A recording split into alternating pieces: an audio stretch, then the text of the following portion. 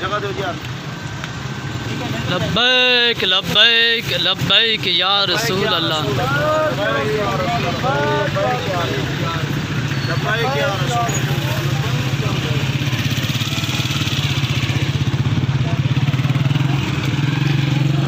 लब्बैक लब्बैक लब्बैक या रसूल अल्लाह सल्लल्लाहु अलैहि वसल्लम।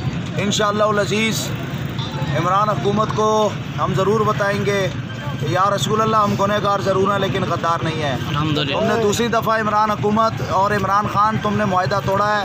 बाज़ आ जाओ, बाज़ आ जाओ, बाज़ आ जाओ। रसूलुल्लाह सल्लल्लाहु अलैहि वसल्लम के क्या मुँह दिखाओगे। इस वक्त ज़िला गुजरात तमाम शाहराहों से गुजरात, लाला मूसा, खारियाँ और सराय आलमगीर GT रोड से मुकम्मल बंद हो चुका है। और इंशाअल्लाह इमरानी हुकूमत आप देख सकते हैं इस वक्त इमरानी हुकूमत बहुत जल्द घुटने टेकेगी और रसूलुल्लाह सल्लल्लाहु अलैहि वसल्लम के ग़ुलामों की जीत होगी। हुज़ूर अलैहिस्सलाम के दीन की जीत होगी, रहेगा यूँ ही उनका चर्चा रहेगा।